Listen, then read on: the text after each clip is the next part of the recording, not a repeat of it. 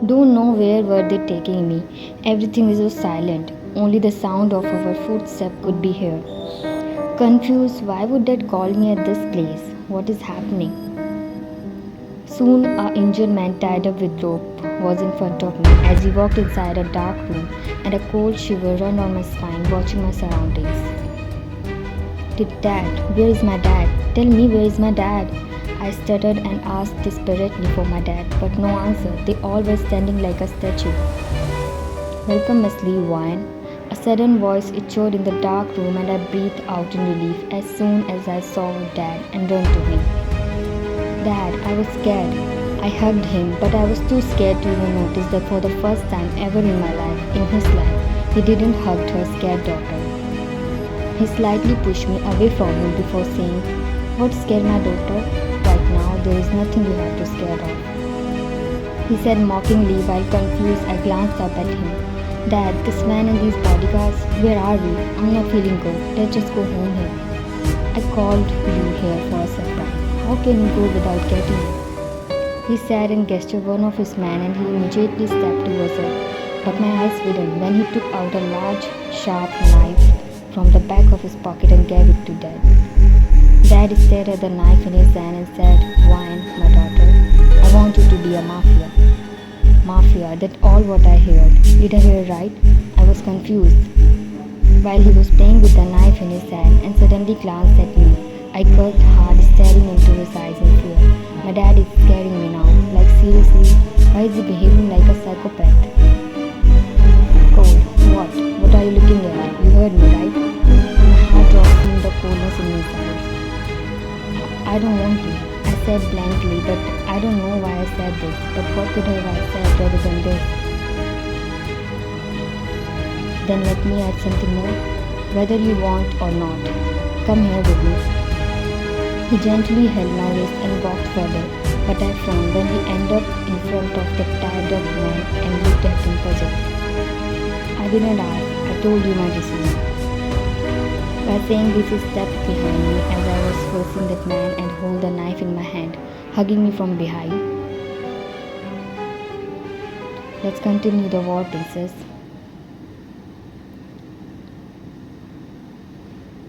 He started stabbing the man continuously with me under his tight grip, while the unconscious tied up man in front of us was shedding blood, while every stab in his body was sprinkled blood till our face. I begged while my body was roughly jerked under him with each stab and his hold getting harder on my hand, which was already soaking in that man's blood. I yelled, begged, cried, but none of this was enough for his cruel soul to pity on me. Satisfied after a few minutes, he stopped as his grip loosened on me and I roughly fell on my shaking knees. Crying, screaming, cautioning, no matter how much I fumbled, no one dared to say anything. They all were not less than a dead sleep right then. These humans, don't they have heart? It's only my sorrowful scream was echoing until Dad dangerously growled. I flinched but couldn't help and again started crying as the tears never stopped. You all, what are you looking at? Take her to secret base camp and prepare everything for her training in front of her and also give her a demo of each thing. My back was facing Dad when two big men pulled me up on my shoulder. While shocked, I struggled under their not so painful grip while the hot tears of frustration ran down my cheeks. Shouting, "Leave me!" I said, "Leave me!" I screamed in pain when they tried to drag me somewhere and they started pushing them away, but it stopped as soon as I felt a sting pain on my cheek and realized that slapped me. For the first time in my life, anyone slapped me, and he is my dad. I stared at him in disbelief with a scratching pain in my throat, while the non-stopping tears was a witness of my unbearable pain caused by him. And in a matter of seconds, everything went off inside my head. And I let them do whatever they wanted. Even if they want to kill me today, I will let them, without any protest. They took wine with them as Mr. Lee said, and after cleaning himself, Mr. Lee went to the mansion where Jungkook and Irene lived with their mother. Only to meet his dear-to-heart second daughter Irene, who would calm him after wine. Mr. Lee and Mrs. Lee, both of their relationship was not so good from the very first. Emily, the third daughter of a middle class late father, was living in a toxic relationship with a not so big businessman husband who was abusive and alcoholic. Desmond let her divorce him till 7 years when trying so hard she finally got the divorce and take the custody of her 5 years old son under her and moved to the place of her older sister with whom she lived till 6 months until her marriage was fixed with one of the most famous, richest, cruel, and heartless businessmen mafia from whom his own enemies was afraid of, Mr. Giorgio. Still, till now her psychopath ex-husband was behind her and never forget a chance to torture her physically or mentally and threatened her to kill her and their son. Mr. Lee, whose parents were forcing him to remarry, already warned Emily in front of his and her family that he will only support her financially and will never live with her as a husband as he only loved his first wife and she agreed only for money. As she doesn't have any hope from her life, she wants to live only for her 5-year-old son, Jungkook, for his bright future she remarried. She thought at least after the marriage her psychopath ex-husband will leave her. But it's never happened. After the marriage he still threatened her as Mr. Lee was living with 2 years old daughter of his and his love, Wine. But yet Mr. Lee very often went to her mansion to meet her and Jungkook and asked about their health problems, about whom our innocent Jungkook definitely wanted to tell, as his pure soul was terrified in witness of every tears and wound his mother was getting. But Emily was scared of Mr. Lee's aura and never wanted to tell him about her past, nor Mr. Lee was interested to know. But the day was finally come when Mr. Lee got to know everything about her ex-husband, hunted him down to her mansion and killed him virtually in front of her and Jungkook. And gave Emily shoulder to cry the day when she unknowingly started falling in love with him and got to know about the soft side of him, tried everything to make him fall in love with her. Spending time and talk to him as much as she can, but always end up realizing how much Mr. Lee loved his first wife, which hurt her the most. She was just a responsibility for him. Mr. Lee never saw her as his wife or something, not even any other woman. He is one woman man. He had already gave his heart to her. He had already loved. What if we could have a child together? Then he will definitely forget her and will love me. She thought, and fighting with her inner thoughts, she finally talked to him about the child. From which he clearly denied and gets mad on her and remind her about his warning before the marriage. She cried and her inner devil woke him up when she forced him for a child, mixed something on his alcohol and have a night with him. Unaware of her evil side, Mr. Lee was blaming himself until he got to know about the truth, but he had to silently suppress his anger when he got the news of getting her pregnant. Emily never got the love she was expecting from Mr. Lee, and Mr. Lee could never forget himself. From that day, he only connected to her because of her daughter Irene, as he truly loved her daughter. Irene lived under her parents' love but away from her father. Wine get all the love of her father but away from her mother's roof, as Emily never looked for Wine. But where was Jungkook? He was always there in that dark corner of his room where only one light was shining, his mother. In an early age, he saw so many things that made him devastated and traumatized. He saw, he sensed and hate. He had everyone to hurt him, to hurt his mother. He hated Mr. Lee. But one day the dark corner of his room brightened up with blooming flowers all around. The day when 8 years old little innocent Jungkook was standing outside of his school with his traumatized life, when out of nowhere some jingling sound of anklets echoed in his surrounding.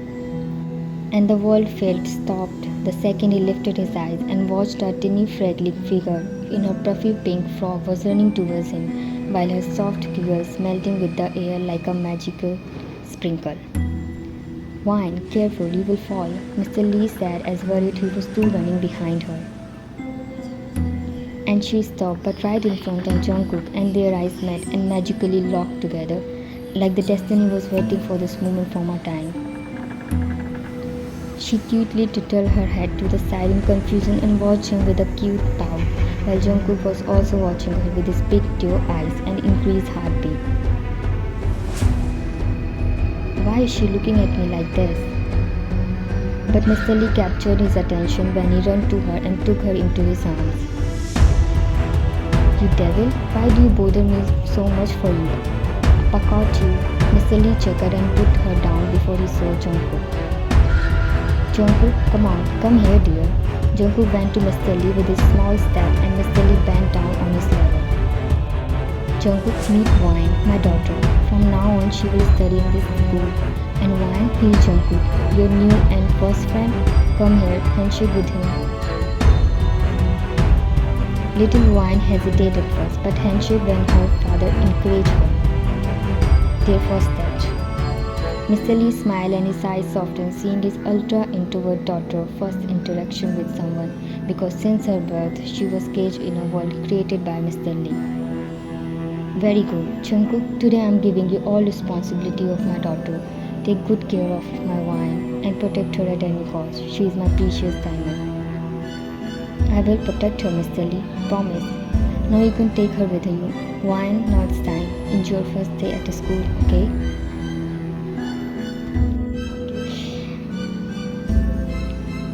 Wine, my princess, why are you sad? Look, your friend is with you on the first day of your school, right? So be happy, and I will come to pick you both after the school, okay? Okay, Appa, love you. She kissed his cheek. Love you too, my daughter. I will wait for you. Bye. Mr. Lee, Wine, and Jungkook waved at each other as they both walked inside the school, while Mr. Lee was watching them both with a calm smile as their back was facing him. I am grateful to give you in the good hand. He is brave. He is future mafia. I will make him capable to take my place after me. Mr. Lee had already sensed the bravery in Jungkook that he was willing to make him just like himself. But Mr. Lee don't know Jungkook was lost in his own world. This is your class. Wine glanced inside with her scared eyes. What happened? Are you scared? She was not talking and looked down to her feet as a soft sob left from her mouth. Are you crying? Sobbing. Appa. So you are crying. She looked up at him as her confused, teary eyes met his calm expression. Do you know I have a 2-year-old sister who cries in morning, evening and also at night when she gets hungry. Little Wine and little JK was having a serious conversation. She was listening him very seriously. Are you too hungry? No. Frustrated. Don't you know how to talk? Why you always give short answer? I wanna listen you. She quickly looked at him confused before she started crying. And Jungkook belied. Don't cry. I am sorry. I was just saying. He said and softly yet quickly hugged her tiny figure. Okay, now stop. Come, let's find a seat for you. He went inside the class holding her soft hand carefully and set her down in front seat. Don't scared. I will come in lunchtime, then we will eat together and take a round of the school. Okay? Bye. And with that he left from there. Somewhere they all were suffering from their own pain. They were victim in their own story but villain in others. The time when the whole mafia world trembled after getting the news of Ariana's death. The time when they all were witness of Mr. Lee's tears, which are now forgotten somewhere far in time. But yet, there are some words of unspoken tears that Mr. Lee George was still held in his throat. He was dying each moment from the day his love, his Ariana, was taken away from him. What was their fault? What was her fault that she faced this much fragility of this world? But the karma will work. Only pure soul will get their love. Others will burn.